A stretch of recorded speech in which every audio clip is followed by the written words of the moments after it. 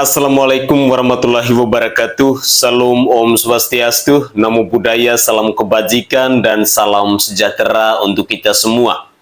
Saudaraku sebangsa dan setanah air, para penonton kanal YouTubeku yang sangat saya hormati dan sangat saya cintai. Salam jumpa dan selamat bertemu kembali bersama saya Sainai, tentunya di channel YouTube Sainai TV. Saudaraku sebangsa dan setanah air, dalam beberapa menit ke depan, saya Sainai akan menemani pemirsa sekalian dengan cuplikan-cuplikan video yang kocak dan ngakak tentang seorang Bapak Prabowo Subianto. Hal-hal apa saja yang membuat kita harus berpikir 2-3 kali tentang seorang Prabowo Subianto yang akhir-akhir ini kadang-kadang membuat kita tertawa sendiri ketika mendengar apa yang disampaikan atau gagasan-gagasan yang beliau sampaikan kepada kita semua. Untuk lebih jelasnya, saya ingin mengajak pemirsa sekalian, mari kita bersama-sama menyimak cuplikan-cuplikan video berikut ini. Selamat menyaksikan. Nenek moyang kita memberi pelajaran, yaitu kalau mimpin ojo dumeh, jangan sombong. Yang sombong siapa, Pak? Setahu saya, Anda merupakan calon presiden yang paling sombong. Ini saya kasih tahu 3 bukti menunjukkan bahwa Anda merupakan calon presiden yang paling sombong. Pertama, merasa bangga berlebihan.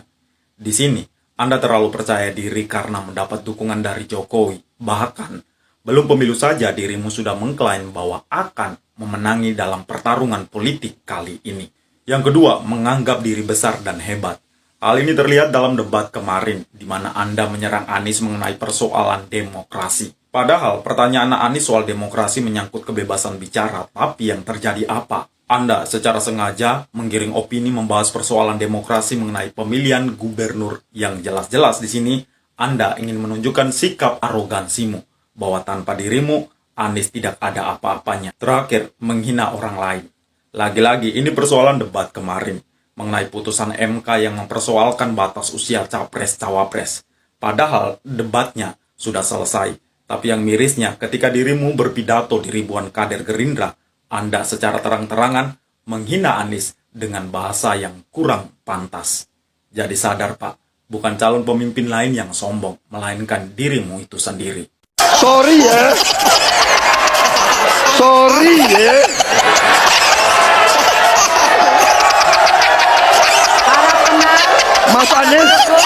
Mas Anies, saya tidak punya apa-apa. Saya sudah siap mati untuk negara ini. Baik. Dan saya tidak takut tidak punya jabatan, Mas Anies. Yang benar aja Pak Prabowo. Mas Anies, saya tidak punya apa-apa. Saya tahu Pak Prabowo memiliki lahan yang sangat luas di Kalimantan Timur sebesar 220.000 hektar. Juga di Aceh Tengah 120.000 hektar. Tanah yang katanya saya kuasai ratusan ribu di beberapa tempat, itu benar. Wong ngomong kok mintra-mintri saenake udeli dhewe. Omongane gedabrus. Alah, entut berut. Sorry ya. Sorry ya. Bagaimana perasaan Mas Prabowo soal etik? Enggak semua etik. Mana buktinya? Tidak semua. Salah, nggak tahu saya. Elit, ya, yang ketawa. Kenapa kalian ketawa? Pertahanan Indonesia rapuh, kalian ketawa. Lucu ya. Di sini kita diberitahukan bahwa seorang Prabowo Subianto itu memang miskin akan akhlaknya. Dia berbicara tidak punya etika dan tidak punya sopan santun. Padahal kakandasmu itu adalah sebuah bahasa Jawa yang paling hina. Benar-benar sangat terhina. Dan apalagi ndas etikamu ketika dia sedang menyindir Bapak Anies Rashid Baswedan, masih menyangkut soal debat pada tanggal 12 Desember 2023 kemarin. Dalam pertemuan dengan sesama anggota Partai Gerindra, dia kembali lagi mengungkit persoalan itu. Dan akhirnya video ini pun viral di media sosial. Lagi dan lagi kita diberitahu bahwa sesungguhnya karakter yang dimiliki oleh seorang Prabowo Subianto memang seperti itu. Temperamen, arogan, orang yang tidak bisa kontrol emosi, selalu marah-marah, yang punya jiwa pendendam, itulah Prabowo Subianto. Jadi kita rakyat Indonesia patut menggunakan logika akal sehat kita untuk memilih pemimpin di tahun 2024. Pilihlah pemimpin-pemimpin yang berkualitas. Ada Haji Ganjar Pranowo dan ada Bapak Anies Rashid Baswedan. Siapakah di antara kedua calon pemimpin ini yang menurut pemirsa sekalian yang lebih berkualitas? Itulah yang kalian harus dukung dan kalian harus coblos di tanggal 14 Februari 2024 nanti. Mari kita lanjutkan lagi.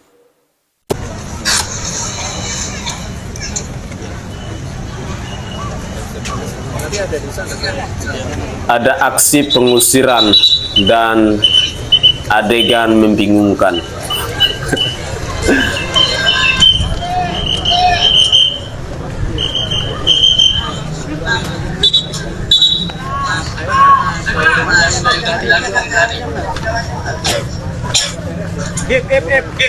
Pakai baju itu sana aja. Wih, ngeri.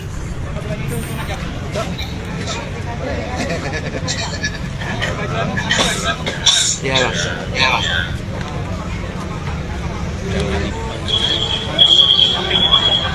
Memperlambat kalau kalian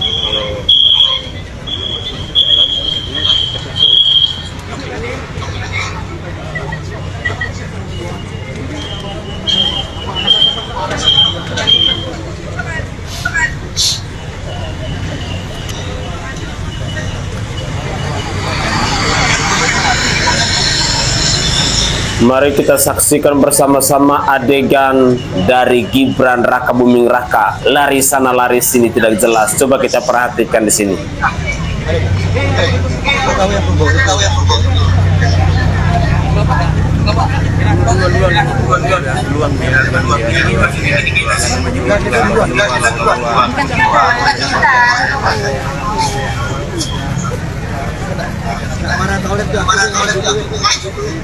malah dimarahin gitu.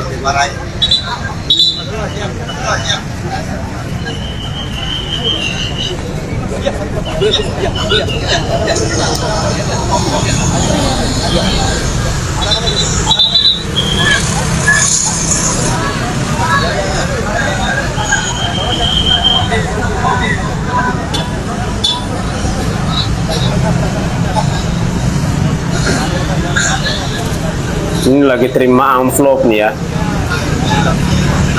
Kayaknya di tas tuh penuh dengan amplop tuh. Nah, lihat. Dia mulai lari ke sana.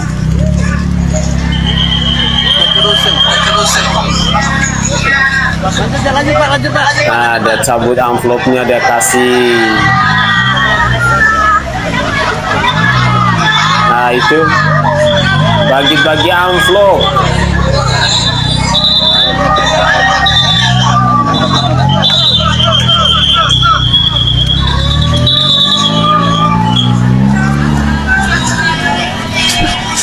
Iya, belakang abang.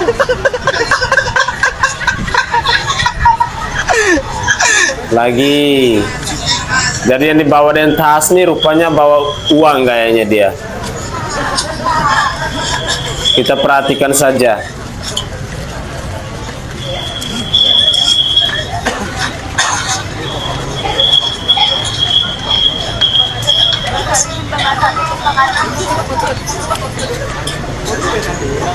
Nah itu kan Deis lagi dalam saku.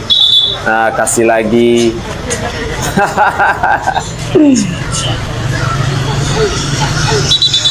Gibran.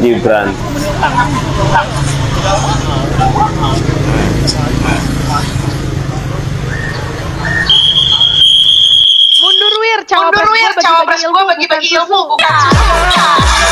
Mundur wir, calon presiden gua sudah pernah menjabat 10 tahun jadi gubernur. Mundur wir, gua suka strawberry. Mundur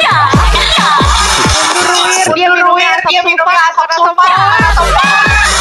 Mundur wir, cawapres gua berani datang debat. Mundur wir, capres gue punya gagasan. Mundur wir, capres gue sukanya lari bukan lari. Mundur wir, cawapres figur di trias politik Indonesia. Mundur wir, mau jadi pimpinan tapi bukan geng Solo. Mundur wir, kita milih pemimpin bukan pemimpin. Oke guys, dalam cuplikan video sebelumnya kita menyaksikan bagaimana seorang Gibran Rakabuming Raka ya. Jadi tadi ada satu anak muda atau mungkin asisten pribadinya yang pikul dan tas ransel itu, rupa-rupanya jika kita perhatikan secara jeli sedang bagi-bagi amplop. Dan inilah cara kampanye dari seorang Gibran Rakabuming Raka. Dan hal ini bukan saja baru kita temukan dalam video kali ini, tetapi sudah di berbagai tempat dia lakukan hal seperti ini. Di pondok pesantren beberapa hari yang lalu juga sama demikian. Lalu ketika ada kampanye di beberapa tempat juga sama demikian. Jadi kita rakyat Indonesia sebenarnya kita menunggu gagasan dari seorang Gibran Rakabuming Raka. Dan momen istimewa ini akan kita tunggu bersama-sama di tanggal 22 Desember 2023 nanti. Kita akan melihat perdebatan para cawapres. Bagaimana ketika seorang Gibran Rakabuming Raka ini bertemu dengan Bapak Profesor Dr. Mahfud MD dan juga Bapak Muhaimin Iskandar. Gagasan yang dimiliki oleh seorang Gibran Rakabuming Raka ini seperti apa? Karena beberapa kali ketika kita menyaksikan pidatonya yang mencela-mencela, yang tidak jelas, kadang-kadang kita juga merasa kesal. Dan yang paling kesal lagi ketika ada narasi-narasi yang beredar bahwa seorang Gibran Rakabuming Raka itu merepresentasikan anak muda Indonesia.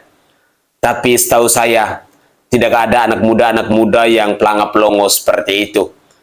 Anak muda Indonesia jika mereka ingin berkuasa tentunya mereka harus melewati berbagai macam proses di mana mereka dikasih hal-hal untuk menguatkan mental mereka, melatih mental mereka, atau dengan bahasa lain mereka sudah siap untuk berproses dari bawah. Bukan seperti politisi karbitan, seperti yang dikatakan dalam guyonan tadi bahwa belimbing sayur. Karena belimbing sayur sekali digoyang pasti rontok semua. Jadi kita tunggu ya di tanggal 22 Desember 2023 nanti. Siapakah yang akan membungkam Gibran Rakabuming Raka ini? Profesor Dr. Mahfud MD ataukah Bapak Muhaimin Iskandar? Mari kita lanjutkan lagi. Pertanyaan saya, apa perasaan Bapak ketika mendengar bahwa ada pelanggaran etika di situ? Bagaimana perasaan Mas Prabowo? Soal etik.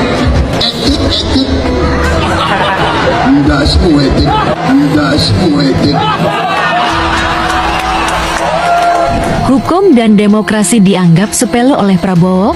Waspada jangan sampai Indonesia jatuh di tangan yang salah. Ternyata tidak cuma sekali loh Prabowo ngomong seperti ini. Tunggu ini mereka ngomong ya. Pertumbuhan bagus. Pertumbuhan ekonomi Indonesia adalah 5%. 5% dasmu. Jadi gimana menurut kalian? Masih percaya dengan si gemoy ini?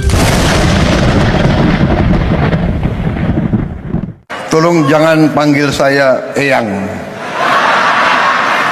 atau Mbah. Kalau saya senangnya Jangan Mas Gibran aja yang dipanggil Mas.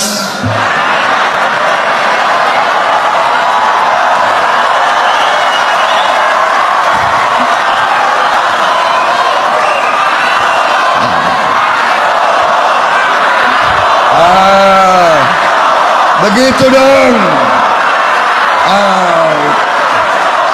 Mas Bowo gitu dong. Apa perasaan Bapak ketika mendengar bahwa ada pelanggaran etika di situ? Bagaimana perasaan Mas Prabowo soal etik? Enggak semua etik. Memang etik itu mulainya dari kepala. Kalau kepala tidak mengikuti etika, apalagi yang di bawahnya. Jadi memang benar mulainya dari kepala, dan dengan begitu yang di bawah akan ikut. Maksudnya apa? Gimana? Ya kami biasa kalau terbuka bercanda tuh biasa. Pak Prabowo bilang etik dasmu gitu. Nah ini dianggapnya kok kayaknya gimana gitu Pak Prabowo kepada Pak tentang Bapak? Enggak lah, saya kira masyarakat bisa menilai. Makanya saya berikan pesan kepada warga untuk kita pakai kalimat-kalimat itu, dan tentu saja dibuka saja. Kalimat bagus, tidak black campaign, tapi negatif campaign boleh. Dari cuplikan video tentang dasmu etik ini, saya secara pribadi melihat bahwa dari 3 pasangan capres dan cawapres, sosok pasangan yang benar-benar tidak berkualitas adalah pasangan Prabowo dan Gibran ini. Soalnya ada perbedaan yang amat dan sangat jauh.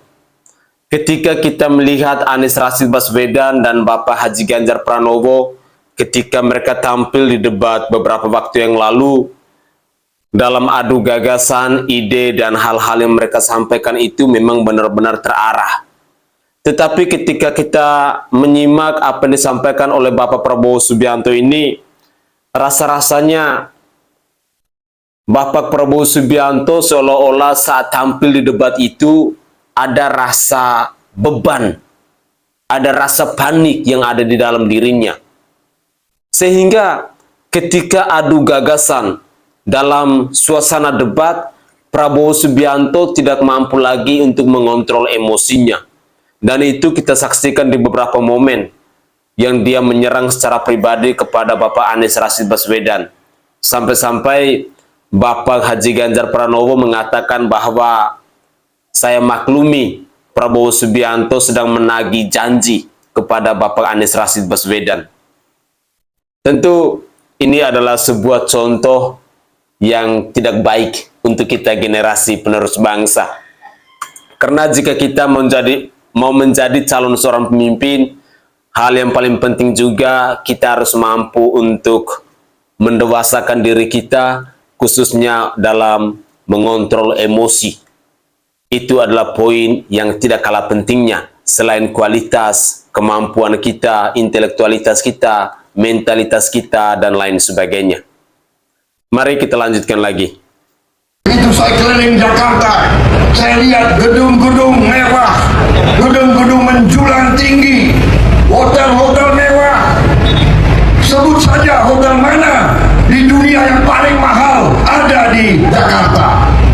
Ada Ritz-Carlton, ada apa itu? Waldorf Astoria. Namanya saja kalian nggak bisa sebut. Ada Sun Regis dan macam-macam itu semua, tapi saya yakin kalian tidak pernah masuk hotel-hotel tersebut. Betul? Kalian kalau masuk mungkin kalian diusir, kalian tampang kalian tidak tampang orang kaya, tampang kalian ya tampang Boyolali ini. Bagaimana perasaan Mas Prabowo soal etik? Enggak semua etik.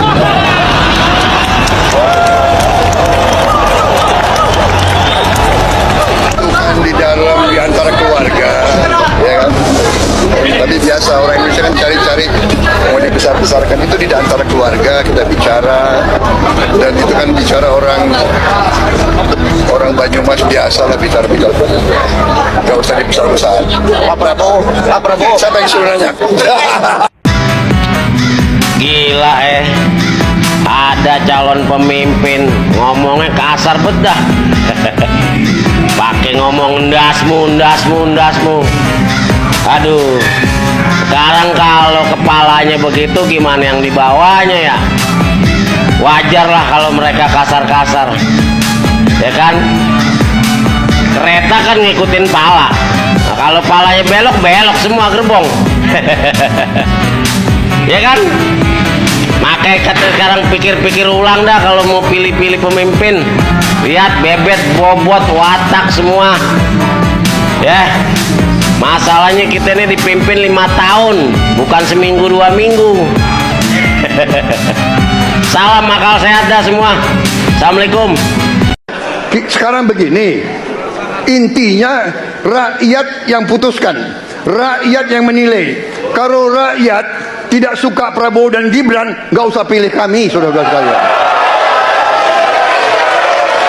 Dan saya tidak takut tidak punya jabatan, Mas Anies. Sorry ya.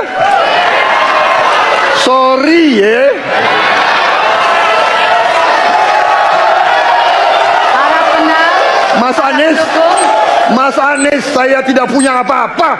Saya sudah siap mati untuk negara ini. Oke guys, ada yang menarik ketika kita memperhatikan ucapan dari Prabowo Subianto yang mengatakan bahwa ndasmu etik itu, kelihatannya para pendukung dan para relawannya itu memberikan aplaus yang luar biasa. Apakah pola pikir mereka ini memang seperti ini ya? Atau mungkin ada benarnya? Jikalau memang kepalanya seperti itu, apalagi bawahannya. Sangat disayangkan ya. Padahal Partai Gerindra itu adalah partai terbesar nomor 2 di Indonesia ini. Tetapi kalau kelakuan para pendukungnya, para relawannya, para kadernya seperti ini, mau jadi apa ya? Tapi saya berharap bahwa cuplikan-cuplikan video dari awal hingga akhir ini setidaknya bisa menggugah hati kita, bisa mengetuk pintu hati kita agar kita bisa menggunakan logika akal sehat kita untuk berpikir secara rasional, jangan emosional, untuk memilih pemimpin di tahun 2024 nanti. Ada banyak kriteria yang harus kita penuhi dalam memilih seorang pemimpin. Ada banyak hal yang harus kita pertimbangkan. Karena kita memilih pemimpin ini bukan hanya untuk hari ini, tetapi untuk 5 tahun yang akan datang. Dengan demikian, saya berharap bahwa suara kita benar-benar kita jatuh, kita coblos di orang yang tepat, di orang yang benar. Orang yang memang punya niat untuk melayani masyarakat Indonesia. Bukan orang yang hanya mau berkuasa. Pilihlah pemimpin yang mau menjadi hamba, bukan mau menjadi raja. Mari, saya berharap bahwa dengan cuplikan-cuplikan video dari awal hingga akhir ini bisa mengetuk pintu hati kita agar kita bisa mempertimbangkan lagi jika di antara kita ada yang mendukung Bapak Prabowo Subianto dan Gibran Rakabuming Raka ini. Begitulah kira-kira. Saya Sainai dari Provinsi Nusa Tenggara Timur. Saatnya kita yang rakyat jelata harus berani untuk bersuara. Salam hormat, salam NKRI, dan salam Pancasila untuk kita semua. Tetaplah semangat dan jangan lupa untuk selalu berpikir waras.